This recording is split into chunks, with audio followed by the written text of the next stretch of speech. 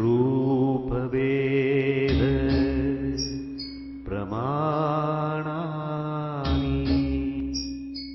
ಭಾವಲಾವಣ್ಯ ಯೋಜನಂ.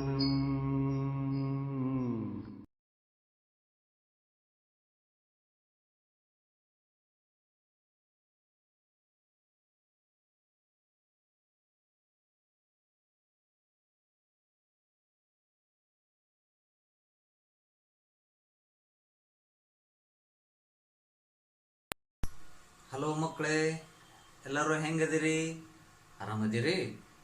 ನೋಡ್ರಿ, ಈ ಕರೋನಾ ಕಾಲದಾಗ ನೀವೊಂದು ಕಡೆ ಇದ್ದೀರಿ, ನಾವೊಂದು ಕಡೆ ಇದ್ದೀವಿ. ನಮ್ಮನ್ನು ನೀವು ಭೇಟಿ ಆಗಕ್ಕೆ ಆಗವಲ್ದು. ಆದರೂ ಕೂಡ ಕಲಿಕೆ ಅನ್ನೋದು ನಿರಂತರವಾಗಿ ನಡೀತಾನೆ ಇರಬೇಕಾಗತ್ತೆ. ನೀವು ಮನೆಯಲ್ಲಿದ್ದರೂ ಕೂಡ ಕಲಿಕೆ ನಡೀತಾ ಇರಬೇಕು. ಹಾಗಾಗಿ ಈ ವಿಡಿಯೋ ಪಾಠವನ್ನು ಮಾಡ್ತಾ ಇದ್ದೀವಿ. ಇವತ್ತಿನ ದಿನ ನಮ್ಮ ಚಿತ್ರಕಲೆಯ ವಿಷಯದಲ್ಲಿ ಕಲಾ ಇತಿಹಾಸವನ್ನು ನೋಡೋಣ. ಕಲಾ ಇತಿಹಾಸದಲ್ಲಿ ಅಜಂತಾದ ಗುಹಾಲಯ ಚಿತ್ರಗಳ ಬಗ್ಗೆ ತಿಳಿದುಕೊಳ್ಳೋಣ. ಅದಕ್ಕಿಂತ ಮುಂಚೆ ಕಲಾ ಇತಿಹಾಸ ಅಂದ್ರೆ ಏನು ಅಂತ ನೋಡೋಣ. ಈ ಕಲಾ ಇತಿಹಾಸವನ್ನು ಯಾಕೆ ನಾವು ಅಭ್ಯಾಸ ಮಾಡಬೇಕು ಅನ್ನೋದನ್ನು ತಿಳಿದುಕೊಳ್ಳೋಣ. ಇದೇನಿದು ಇತಿಹಾಸ ಅಂದ್ರೆ ಸಮಾಜ ವಿಜ್ಞಾನದಾಗ ಇರ್ತೈತಿ ಅಂತ ನೀವು ಅನ್ಕೊಂಡಿರ್ಬೋದು. ಆದ್ರೆ ಇತಿಹಾಸ ಎಲ್ಲ ವಿಷಯದಾಗ ಕೂಡ ಇರ್ತೈತಿ. ಕನ್ನಡ ಭಾಷೆ ತಗೋಬಹುದು, ವಿಜ್ಞಾನ ತಗೋಬಹುದು, ಹಿಂಗೆ ಎಲ್ಲ ವಿಷಯಕ್ಕೂ ಅದರದೇ ಆಗಿರ್ತಕ್ಕಂಥ ಒಂದು ವಿಷಯ ಇರ್ತೈತಿ. ಹಾಗೆ ನಮ್ಮ ಚಿತ್ರಕಲಾ ವಿಷಯಕ್ಕೂ ಕೂಡ ಒಂದು ಇತಿಹಾಸ ಇದೆ. ಚಿತ್ರಕಲಾ ವಿಷಯ ಹೇಗೆ ಹುಟ್ಕೊಂತು, ಯಾವಾಗ ಆರಂಭ ಆಯಿತು, ಹೇಗೆ ಬೆಳೆದು ಬಂತು ಅಂತೆಲ್ಲ ತಿಳಿದುಕೊಳ್ಳುವುದೇ ಕಲಾ ಇತಿಹಾಸ ಆಗಿದೆ. ಇವತ್ತ ಆ ಕಲಾ ಇತಿಹಾಸದಲ್ಲಿ ನಾವು ಅಜಂತಾದ ಗುಹಾಲಯಗಳ ಬಗ್ಗೆ ತಿಳಿದುಕೊಳ್ಳೋಣ. ಅಲ್ಲಿಯ ಚಿತ್ರಕಲೆಯ ಬಗ್ಗೆ, ಅಲ್ಲಿಯ ವಾಸ್ತುಶಿಲ್ಪದ ಬಗ್ಗೆ, ಅಲ್ಲಿಯ ಶಿಲ್ಪಕಲೆಯ ಬಗ್ಗೆ ತಿಳಿದುಕೊಳ್ಳೋಣ. ಇದು ಯಾಕೆ ಅವಶ್ಯ? ನಾವು ಅಜಂತಾದ ಗುಹಾಲಯದ ಬಗ್ಗೆ ಯಾಕೆ ನಾವು ತಿಳ್ಕೋಬೇಕು ಅಂತಂದ್ರ, ಅಜಂತಾದ ಕಲೆಯು ನಮ್ಮ ಭಾರತ ದೇಶದ ಆಗಿದೆ. ಹಾಗಾಗಿ ಈ ಕಲೆಯಿಂದಾಗಿ, ಅಜಂತಾದ ಕಲೆಯಿಂದಾಗಿ ಜಾಗತಿಕ ಮಟ್ಟದಲ್ಲಿ ಭಾರತವನ್ನ ಅತ್ಯಂತ ಎತ್ತರದ ಸ್ಥಾನದಲ್ಲಿ ಒಯ್ದು ನಿಲ್ಲಿಸಿದ್ದು ಯಾವುದು ಅಂತಂದ್ರ ಅಜಂತಾದ ಗುಹಾಲಯದ ಕಲೆ. ಹಂಗಾಗಿ ನಾವು ಅಜಂತಾದ ಕಲೆಯನ್ನ ತಿಳ್ಕೊಳ್ಬೇಕಾಗಿದೆ.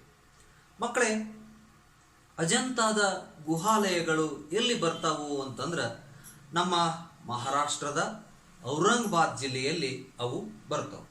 ಮುಂಬೈ ಹೆಸರನ್ನ ನೀವೆಲ್ಲ ಕೇಳಿದಿರಿ. ಮಹಾರಾಷ್ಟ್ರ ರಾಜ್ಯದ ಅತ್ಯಂತ ಒಂದು ದೊಡ್ಡ ನಗರ. ಆ ಮುಂಬೈ ನಗರದಿಂದ ಸುಮಾರು 190 ಕಿಲೋಮೀಟರ್ ದೂರದಲ್ಲಿ ಈ ಅಜಂತಾ ಗುಹೆಗಳು ಇದ್ದಾವೆ. ಇಲ್ಲಿಯ ಸಹ್ಯಾದ್ರಿಯ ಬೆಟ್ಟ ಶ್ರೇಣಿಯೊಳಗ ವಾಘ್ ಅನ್ನುವಂತಹ ಕಣಿವೆ ಪ್ರದೇಶದಲ್ಲಿ ಈ ಅಜಂತಾ ಗುಹೆಗಳು ಬರ್ತಾವೆ. ಇಲ್ಲಿನ ಅಖಂಡವಾಗಿರ್ತಕ್ಕಂತಹ ಬೆಟ್ಟವನ್ನ ಕೊರೆದು, ಕಡಿದು, ಕೆತ್ತಿ ಬೌದ್ಧ ಭಿಕ್ಷುಗಳು ಈ ಅಜಂತಾ ಗುಹಾಲಯಗಳನ್ನು ನಿರ್ಮಾಣ ಮಾಡ್ಯಾರ. ಇವು ನೆಲಮಟ್ಟದಿಂದ ಸುಮಾರು 100 ಮೀಟರ್ನಿಂದ 250 ಮೀಟರ್ ಎತ್ತರದವರೆಗೆ ಈ ಗುಹಾಲಯಗಳು ಅದಾವು.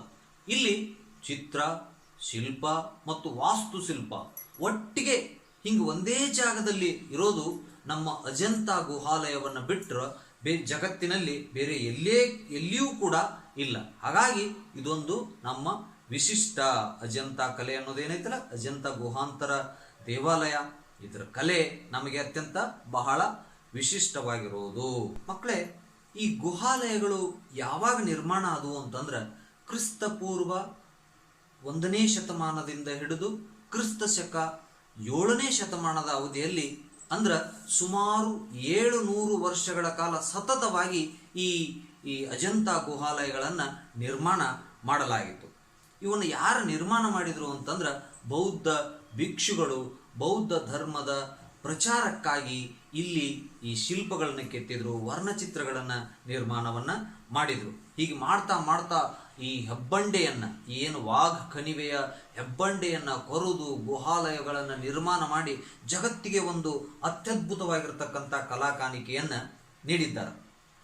ಅವರು ಬೌದ್ಧ ಭಿಕ್ಷುಗಳು ಏನ್ ಮಾಡಬೇಕಾಗಿತ್ತು ಅಂತಂದ್ರೆ, ವರ್ಷದಲ್ಲಿ 8 ತಿಂಗಳು ಭಿಕ್ಷಾಟನೆಯನ್ನು ಮಾಡಿ ವರ್ಷದ ಇನ್ನುಳಿದಿರ್ತಕ್ಕಂಥ 4 ತಿಂಗಳು ಒಂದು ಕಡೆ ನೆಲೆಸಬೇಕಾಗಿತ್ತು.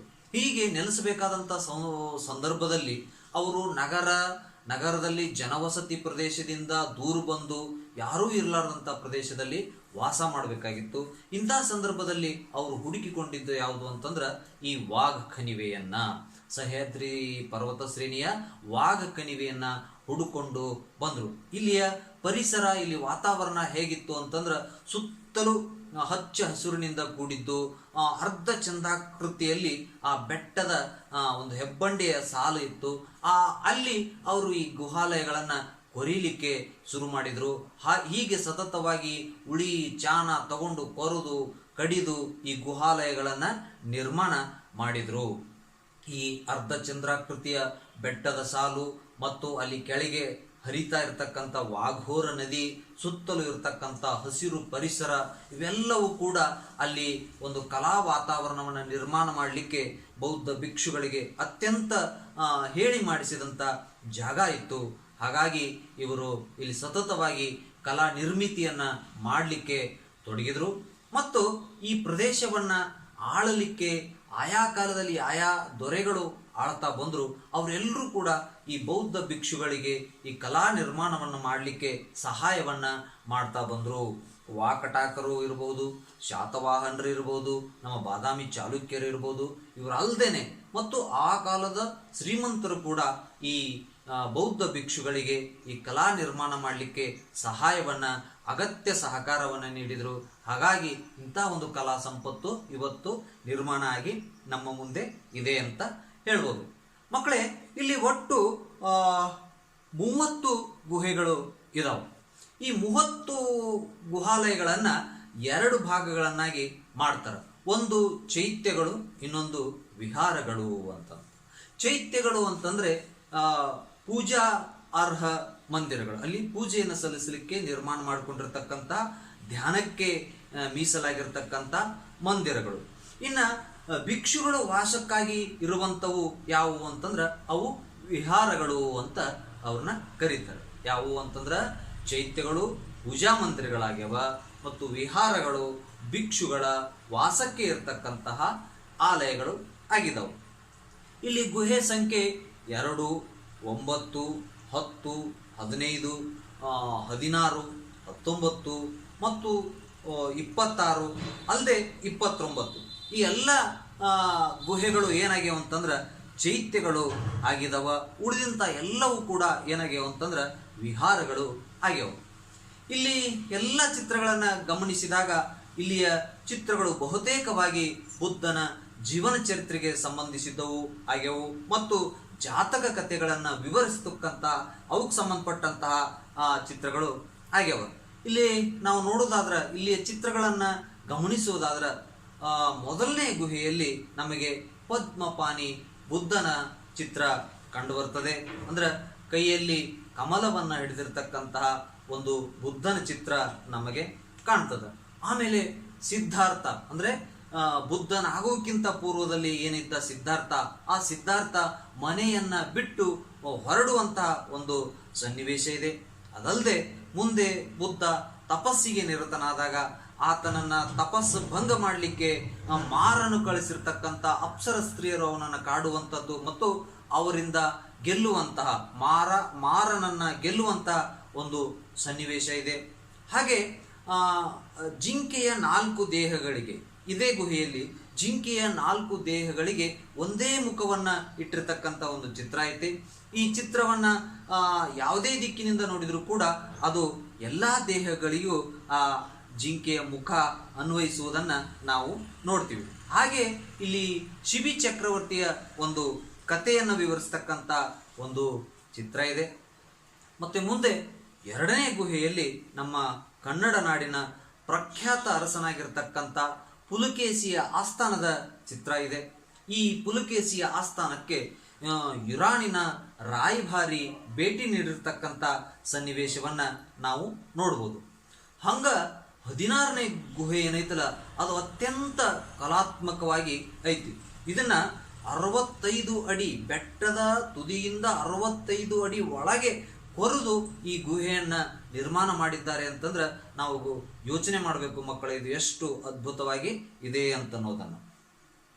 ಹಾಗೆ ನೋಡ್ತಾ ಹೋದ್ರ ಮಕ್ಕಳ, ಇಲ್ಲಿಯ ಶಿಲಾ ದೇಗುಲದ ಗೋಡೆಯ ಮೇಲೆ, ಕಂಬಗಳ ಮೇಲೆ ಮತ್ತು ತಾರಸಿಯ ಮೇಲೆ ರಾಜಕುಮಾರರು, ಸಾಧುಗಳು, ವೀರರು, ನಾನಾ ರೀತಿಯ ಸ್ತ್ರೀ ಪುರುಷರು, ಉದ್ಯಾನಗಳು, ಅಲ್ಲದೆ ಪ್ರಾಣಿ ಪಕ್ಷಿಗಳು, ಅರಳಿ ನಿಂತ ಪುಷ್ಪಗಳು, ಹೀಗೆ ನಾನಾ ರೀತಿಯಲ್ಲಿ ಮನಸ್ಸಿಗೆ ತಂಪನ್ನು ಉಂಟು ಮಾಡತಕ್ಕಂಥ ಚಿತ್ರಗಳು ಈ ಭಿತ್ತಿ ಚಿತ್ರದಲ್ಲಿ ಇರುವುದನ್ನ ನಾವು ನೋಡ್ತೀವಿ. ಇಲ್ಲಿಯ ಚಿತ್ರಗಳು ಹೆಂಗದವ ಅಂದ್ರೆ ಮನಸ್ಸಿಗೆ ತಂಪನ್ನ ನೀಡ್ತಾವು. ಇಲ್ಲಿಯ ಈ ಚಿತ್ರಗಳಲ್ಲಿ ಮನುಷ್ಯ ಆಕೃತಿಗಳು ಹೆಂಗದ ಅಂದ್ರೆ ಸುಕುಮಾರವಾಗಿರ್ತಕ್ಕಂತಹ ದೇಹಾಕೃತಿಗಳು, ನೀಳವಾಗಿರ್ತಕ್ಕಂತಹ ಕಣ್ಣುಗಳು, ಅವು ಹೆಂಗದವ ಅಂದ್ರೆ ಅರೆತೆರದ ಧ್ಯಾನಾಸಕ್ತ ರೀತಿಯಲ್ಲಿ ಕಣ್ಣುಗಳು ಅದಾವು. ಇವನ್ನ ಈ ಚಿತ್ರಗಳನ್ನ ನೋಡ್ತಾ ನಿಂತ್ರ ನಮ್ಮಲ್ಲಿ ಒಂದು ರೀತಿಯ ಪ್ರಶಾಂತ ಭಾವನೆ ಬರ್ತದ. ಪಾಶ್ಚಾತ್ಯ ಚಿತ್ರಗಳ ಹಾಗೆ ಉಬ್ಬಿದ ಮಾಂಸಖಂಡಗಳನ್ನು ತೋರಿಸ್ತಾ ನಮ್ಮನ್ನ ಅವು ಏನ್ ಮಾಡುವುದಿಲ್ಲ ಅಂದ್ರೆ ಪ್ರಚೋದನೆ ಮಾಡುವುದಿಲ್ಲ. ನಮ್ಮಲ್ಲಿ ಈ ಚಿತ್ರಗಳನ್ನ ನೋಡ್ತಾ ಇದ್ರ ಒಂದು ರೀತಿಯ ಮನಸ್ಸು ಸಾವಧಾನವಾಗಿರ್ತಕ್ಕಂಥ ಭಾವನೆ ನಮ್ಮಲ್ಲಿ ಬರ್ತೈತೆ ಮಕ್ಕಳೇ. ಇನ್ನ ಇವುಗಳಿಗೆ ಗೋಡೆಯ ಮೇಲೆ ಚಿತ್ರಣ ಏನು ಮಾಡಿದಾರಲ್ಲ, ಇವು ದೊಡ್ಡ ದೊಡ್ಡ ಗಾತ್ರದಲ್ಲಿ ಅದಾವು. ಈ ಎಷ್ಟು ದೊಡ್ಡದು ಅಂತಂದ್ರೆ ನಮ್ಮ ಮನುಷ್ಯ ಅಳತೆಯಷ್ಟು, ಕೆಲವೊಂದು ಮನುಷ್ಯ ಗಾತ್ರಕ್ಕಿಂತಲೂ ದೊಡ್ಡದಾಗಿರ್ತಕ್ಕಂಥ ಚಿತ್ರಗಳು ಅದಾವು. ಇವನ್ನ ಭಿತ್ತಿ ಚಿತ್ರಗಳು ಅಂತ ಕರೀತಾರೆ. ಭಿತ್ತಿ ಚಿತ್ರಗಳು ಅಂತಂದ್ರೆ ಗೋಡೆಯ ಮೇಲೆ ಇರತಕ್ಕಂಥ ದೊಡ್ಡ ಪ್ರಮಾಣದ ಚಿತ್ರಗಳನ್ನು. ಇವನ್ನ ನೇರವಾಗಿ ಗೋಡೆಯ ಮೇಲೆ ರಚನೆ ಮಾಡ್ತಾ ಇರಲಿಲ್ಲ. ಆ ಗೋಡೆಯ ಮೇಲೆ ಒಂದು ಸಿದ್ಧತೆಯನ್ನ ಮಾಡ್ತಾ ಇದ್ರು. ಇವಾಗ ಹೆಂಗ ಸಿಮೆಂಟ್ನಿಂದ ಪ್ಲಾಸ್ಟರ್ ಮಾಡ್ತಾರಲ್ಲ, ಹಂಗ ಆ ರೀತಿ ಕೂಡ ಒಂದು ಪ್ಲಾಸ್ಟರ್ನ, ಒಂದು ಗಾರೆಯನ್ನ ಸಿದ್ಧ ಮಾಡಿಕೊಂಡು ಆ ಗೋಡೆಯ ಮೇಲೆ ಲೇಪಿಸಿ ಅದರ ಮೇಲೆ ಚಿತ್ರಣವನ್ನ ಮಾಡ್ತಾ ಇದ್ರು. ಈ ಗಾರೆಯನ್ನ ಹೆಂಗ ಮಾಡ್ತಾ ಇದ್ರು ಅಂತಂದ್ರೆ ಬಹಳ ವಿಶೇಷ ಐತಿ ಮಕ್ಕಳೇ. ಆ ಗಾರೆಯನ್ನು ತಯಾರು ಮಾಡ್ಕೋಬೇಕಾದ್ರೆ ಅಲ್ಲಿ ಮರಳು ಮತ್ತು ಆ ಮರಳಿನ ಜೊತೆಗೆ ಧಾತು ಮಿಶ್ರಿತ ಮಣ್ಣು, ಭತ್ತ ಅಥವಾ ಹುಲ್ಲಿನ ಹೊಟ್ಟು, ಪಾಚಿ ಮತ್ತು ಕಪ್ಪೆ ಚಿಪ್ಪುಗಳು, ಈ ಕಪ್ಪೆ ಚಿಪ್ಪು ಇವೆಲ್ಲವನ್ನ ಸೇರಿಸಿ ಬೆಲ್ಲದ ನೀರಿನಲ್ಲಿ ಒಂದು 6 ತಿಂಗಳ ಕಾಲ ಕೊಳೆಯಿಸ್ತಾ ಇದ್ರು. ಇವು ಕೊಳೆಯಿಸಿ ಆದಮೇಲೆ ಅದನ್ನು ನುಣ್ಣಗೆ ಅರೆದು ಆ ಗೋಡೆಗೆ ಲೇಪನ ಮಾಡ್ತಾ ಇದ್ರು. ಹೀಗೆ ಆ ಲೇಪನ ಮಾಡಿ ಆ ಭಿತ್ತಿ ಹಸಿ ಇರುವಾಗಲೇ ಧಾತುರಾಗದ ಕಡ್ಡಿ ಅಂತ ಒಂದು ಕಡ್ಡಿ, ಅದು ಆ ಕಡ್ಡಿ ಹೆಸರು. ಆ ಧಾತುರಾಗದ ಕಡ್ಡಿಯಿಂದ ಸ್ಕೆಚ್ ಮಾಡ್ತಾ ಇದ್ರು. ಆ ಸ್ಕೆಚ್ ಮಾಡಿ ಅದು ಇನ್ನೂ ಹಸಿ ಇರುವಾಗಲೇ ಆ ಎಲ್ಲ ಚಿತ್ರಣ ಮಾಡಿರ್ತಕ್ಕಂಥ ಸ್ಕೆಚ್ ಮಾಡಿರ್ತಕ್ಕಂಥ ಚಿತ್ರಣಕ್ಕೆ ಬಣ್ಣವನ್ನ ತುಂಬುತ್ತಾ ಇದ್ರು. ಈ ರೀತಿ ಹಸಿ ಇರುವಾಗಲೇ ಬಣ್ಣವನ್ನು ತುಂಬುವಂತಹ ವಿಧಾನಕ್ಕೆ ಏನಂತ ಕರೀತಾರೆ ಅಂದ್ರೆ ಫ್ರೆಸ್ಕೋ, ಭಿತ್ತಿ ಚಿತ್ರಗಳು, ಹಸಿ ಭಿತ್ತಿ ಚಿತ್ರಗಳು ಅಂತ ಕರೀತಾರೆ. ಹಂಗೆ ಒಣಗಿದ ಮೇಲೂ ಕೂಡ ಚಿತ್ರಿಸುವಂತ ಒಂದು ವಿಧಾನ ಇತ್ತು. ಅದಕ್ಕೆ ಒಣ ಫ್ರೆಸ್ಕೋ, ಡ್ರೈ ಫ್ರೆಸ್ಕೋ ಅಂತ ಕರೀತಾ ಇದ್ರು. ಇದು ಹಸಿಯಾಗಿರ್ತಕ್ಕಂಥ ಭಿತ್ತಿ ಚಿತ್ರಗಳು ನಾವಿಲ್ಲಿ ಕಾಣಬಹುದು. ಇದಿಷ್ಟು ನಿಮಗೆ ಅಜಂತ ಗುಹೆಗಳು ಮತ್ತು ಅಲ್ಲಿ ಬರ್ತಕ್ಕಂಥ ಒಂದು ಚಿತ್ರಗಳ ಸ್ಥೂಲ ಪರಿಚಯ ನಿಮ್ಗ ಆಯಿತು ಅಂತ ನಾನು ಅನ್ಕೊಂಡಿದ್ದೀನಿ. ಇನ್ನು ಮುಂದೆ ಕೆಲವು ಅಲ್ಲಿಯ ಚಿತ್ರಗಳನ್ನ ನೋಡೋಣ. ಮತ್ತೆ ಮುಂದಿನ ಅವಧಿಯಲ್ಲಿ ಬೇರೆ ಒಂದು ವಿಷಯವನ್ನು ಎತ್ಕೊಂಡು ನಿಮ್ಮ ಎದುರಿಗೆ ಬರ್ತೀನಿ. ನಮಸ್ಕಾರ ವಿದ್ಯಾರ್ಥಿಗಳೇ, ಚಿತ್ರಗಳನ್ನ ನೋಡಿ.